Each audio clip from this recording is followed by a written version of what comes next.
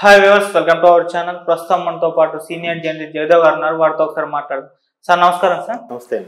Sir, BJP ఇటు జనసేనకు shock ఇచ్చినట్టు తెలుస్తుంది. సో వచ్చే లోక్సభ ఎలక్షన్స్ లో వాటితో పొత్తు ఉండదని, ఇక ఏ పార్టీతో కూడా పొత్తు పెట్టుకోమని చెప్పడం చూస్తున్నాం. మరి ఏంటి సార్, జనసేన అండ్ బీజేపీ పొత్తు అసెంబ్లీ ఎలక్షన్స్ లో ఏ విధంగా ఉందో మనందరికీ తెలిసిందా? దీన్ని ఉద్దేశించుకొని ఈ నిర్ణయం తీసుకున్నట్టు తెలుస్తుంది. మరి ఏంటి సార్, దీనిపై మీ ఒపీనియన్ ఏంటి? అంటే పొత్తు నామకి వస్తే ఉన్నట్టుందండి. ఎందుకంటే బీజేపీ ఇక్కడ 175 స్థానాల్లో ఒక 10 స్థానాలు 8 స్థానాలు జనసేనకి కేటాయించడం జరిగింది. మిగతా అన్నింటిలోనూ పోటీ చేసింది. బీజేపీ ఎందుకు పొత్తు పెట్టుకుందంటే పవన్ కళ్యాణ్తో ఎంతో కొంత ర్యాపో ఉంది. ఆ ర్యాపోతో మేము ఒకటే అని చెప్పే ఉద్దేశంలోనో, లేదంటే ఈయనకి ఎంతవరకు సత్తా ఉంది తెలంగాణలో ప్రూవ్ చేసుకోవడానికో ఏదో ఉంది. బట్ పవన్ కళ్యాణ్ గారు కూడా మొదటి నుంచి కూడా తెలంగాణలో ఎప్పుడు కాన్సన్ట్రేట్ చేయలేదు. పార్టీ ప్రకటించినా కూడా మెయిన్ ఆంధ్రాకి అన్యాయం జరిగింది, దానికోసమే పోటీ పడతాను, దానికోసమే చేస్తానని చెప్పారు తప్ప. బట్ పార్టీ అనౌన్స్ చేసింది ఇక్కడ చేసినా కానీ ప్రధానంగా ఆయన కాన్సన్ట్రేషన్ అంతా ఆంధ్ర మీద ఉంది. అక్కడ 2014లో కూడా టీడీపీకి సపోర్టుగా మాట్లాడారు. తర్వాత 2019లో ఇండివిజువల్గా పోటీ చేశారు.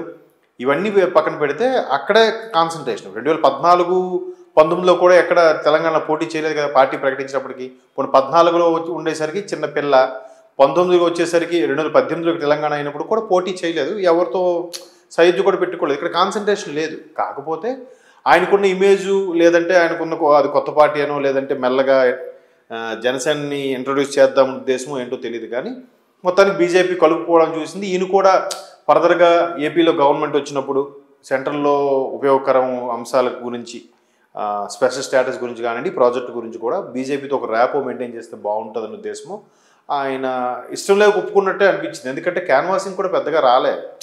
ఏదో మోడీ గారి సభలో కూర్చున్నారు, తర్వాత ఒక 2-3 నియోజకవర్గాలు తిరిగాడు అంతే, పెద్దగా తిరగలేదు. సో ఒక్కదానికి కూడా డిపాజిట్లు వచ్చినట్టు లేవు జనసేనకు సంబంధించి. సో అక్కడ ఏంటంటే నామకి వాస్తి చేశారు. బీజేపీ వాళ్ళు కూడా జనసేన ఏమైనా యాడ్ అవుద్దేమో మైలేజ్ అన్నట్టుగా వాళ్ళు చూశారు. బట్ అది దాని ఏమంటారు, పూర్తి స్థాయి అలయన్స్ సయోధ్య కాదని నా అభిప్రాయం. ఇకపోతే బీజేపీ ఎలా ఉందంటే అందరికీ క్లారిటీ ఎక్కడొచ్చిందంటే బండి సంజయ్ గారిని పక్కకి తప్పించిన తర్వాత ఎందుకో దాని గ్రాఫ్ బాగా పడిపోయింది. ఒక్కసారిగా కాంగ్రెస్ గ్రాఫ్ పుంజుకుంది. పుంజుకోవడమే కాకుండా ఏదో ఒక మోస్తరుగా ప్రధాన ప్రతిపక్షంగా ఉంటుందేమో అనుకున్న కాంగ్రెసు అందరి అంచనాలను పటాపంచలు చేస్తూ ఎగ్జిట్ పోల్స్ చెప్పిన విధంగానే గవర్నమెంట్ ఫామ్ చేసింది. బికాజ్ ఆఫ్ రేవంత్ రెడ్డి గారు, కాంగ్రెస్ పథకాలు, కాంగ్రెస్లో సీనియర్ లీడర్స్లో ఉన్న ఐక్యత, what ever it may be, లేదా ప్రభుత్వ వ్యతిరేకత అనుకోండి, ఇవన్నిటి మీద కూడా కాంగ్రెస్ గవర్నమెంట్ ఫామ్ చేసింది. ముఖ్యమంత్రి రేవంత్ రెడ్డి గారు ప్రమాణ స్వీకారం చేశారు.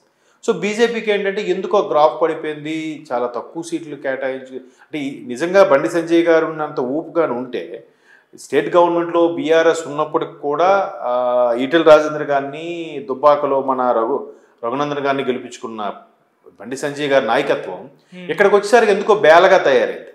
సో దీన్ని బట్టి ఎలా వచ్చిందంటే బీజేపీ థర్డ్ లెవెల్కి వచ్చేసింది కదా. కాంగ్రెస్ నెక్స్ట్ బీఆర్ఎస్ ఉంది, బీఆర్ఎస్ ఉంది, బీజేపీ వచ్చింది. సో ఇలాంటి సందర్భంలో బీజేపీకి ఏదో కొంత మైలేజ్ అవుతుంది అనుకున్నారు. ఏంటో మొత్తానికి జనసేనతో పొత్తు పెట్టుకున్నారు. అది సరిగ్గా వర్కౌట్ అయినట్లేదు. బట్ ఆయన కూడా అధిష్టానం వాళ్ళు ఫీల్ అవుతారు అన్నట్టుగానే అలయన్స్లో పెట్టుకున్నాడేమన్నట్టు అనిపించింది. ఎందుకంటే పవన్ కళ్యాణ్ ఎక్కడ కూడా ఉత్సాహంగా కానీ అగ్రెసివ్గా కానీ పార్టిసిపేట్ చేయనట్టు అనిపించలేదు. కాబట్టి లైట్ తీసుకున్నారు. మళ్ళీ రేపు పార్లమెంట్ ఎలక్షన్స్ ఉన్నాయి, తర్వాత పంచాయతీ ఎలక్షన్స్ కూడా ఉన్నాయి రేపు సంక్రాంతి తర్వాత. వీటికి సంబంధించి ఎంతో కొంత పార్టిసిపేషన్ అనేది ఉంటుంది. కాబట్టి ఇంకెందుకులే అనుకున్నారో ఏమనుకోండి, మరి డిక్లేర్ చేసేసారు. డిక్లేర్ చేసేది మంచిదే. ఎందుకంటే చాలామంది ఏమన్నారంటే పవన్ కళ్యాణ్ గారు బీజేపీతో పొత్తు పెట్టుకోవడం వల్ల అక్కడ ఆంధ్రాకి అన్యాయం జరిగింది కాబట్టి ఆ బీజేపీ కూడా సరిగ్గా స్పెషల్ స్టేటస్ గురించి కానీ, లేదంటే అక్కడ ప్రభుత్వ ఆగడాల గురించి కానీ ఎక్కడ పట్టించుకోవట్లేదు. కాబట్టి జనసేనకి ఇది మైనస్ అవుతుంది అనుకున్న సందర్భంలో ఇక్కడ పొత్తు పెట్టుకోము, ఇంకా అలయన్స్ క్యాన్సిల్ అయినప్పుడు జనసేనకి ఫేవర్, బెస్ట్ అది.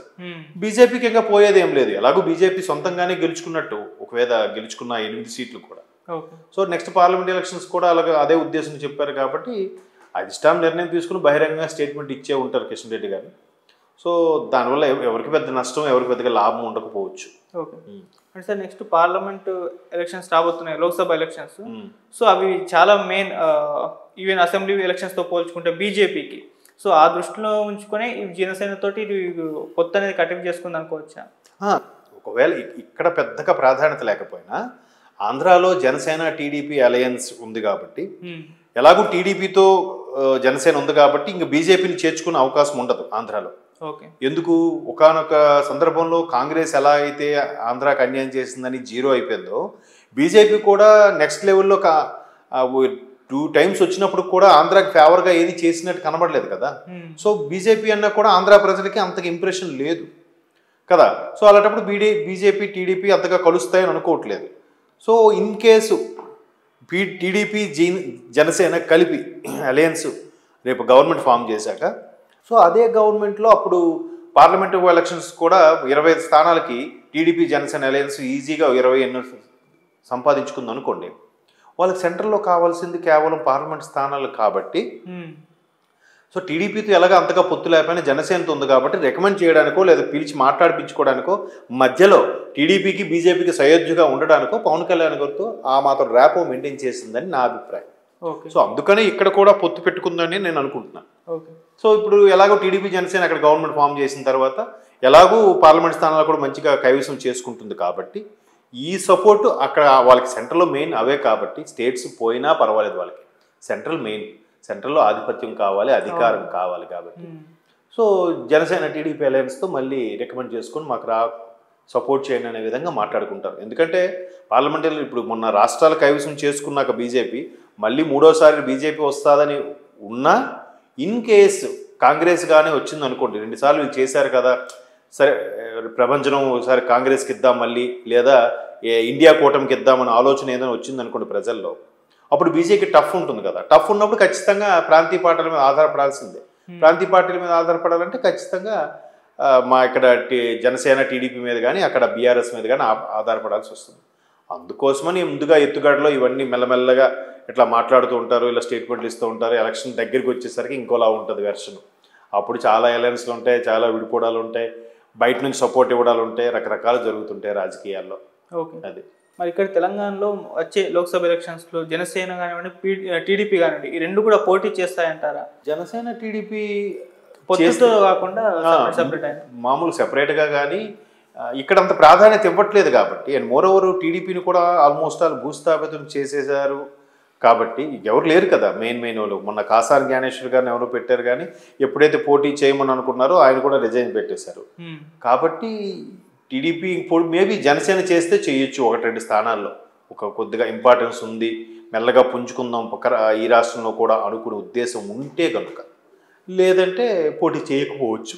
కాన్సన్ట్రేషన్ అంతా కూడా అక్కడే కదా, క్యాన్వాసింగ్ కూడా అక్కడ చేసేటప్పుడు. ఎందుకంటే ఈసారి జరిగేది యుద్ధమే ఖచ్చితంగా. ఆంధ్రాలో ప్రభుత్వ వ్యతిరేకత ఏ స్థాయిలో ఉంది, నెక్స్ట్ ప్రభుత్వం కూడా వైనాట్ 175 అని చెప్పి ఏదో ఒకటి చేసి కంపల్సరీగా గెలుచుకోవాలన్నట్టు చూస్తున్నారు కాబట్టి ఖచ్చితంగా ఈసారి అక్కడ జరిగేది యుద్ధమే, సమరభేరి, టీడీపీ జనసేన వర్సెస్ వైసీపీ. కాబట్టి అక్కడే ఎక్కువ కాన్సన్ట్రేట్ చేస్తారు, అక్కడే క్యాన్వాసింగ్ అన్నీ చేస్తారు. కాబట్టి ఇక్కడ అంతగా పట్టించుకోరు. ఒకళ్ళు చేసినా 1 పోటీ చేసి జస్ట్ మాట్లాడవచ్చు, సపోర్ట్ ఇచ్చి వెళ్ళిపోవచ్చు. ఇక్కడ కూడా అంత వీళ్ళు అక్కడ చేస్తున్నారు కదా అని ఇక్కడ వాళ్ళు అంత సీరియస్గా తీసుకున్నట్టు లేదు నాకు కూడా. అంటే తెలంగాణ సమాజం అంతగా ప్రాధాన్యత ఇస్తున్నట్టు అనిపించట్లేదు నాకైతే. కాబట్టి ఇక్కడ పోటీ చేసినా 1 or 2 అండి మ్యాక్సిమం. ఎక్కువ కాన్సన్ట్రేషన్ అంతా ఆంధ్రాలో ఎందుకంటే బాగా విసిగిపోయారు అనమాట.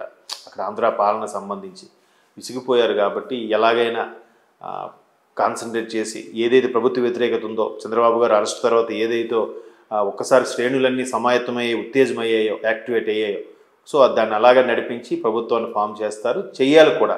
అది పరిస్థితి అక్కడ. ఎక్కడైతే సెకండ్ ఆప్షన్ కింద పెట్టుకుంటారు, ఇన్ కేసు చేస్తే చేశారు, లేకపోతే లేదన్నట్టుగా. Okay, thank you so much sir.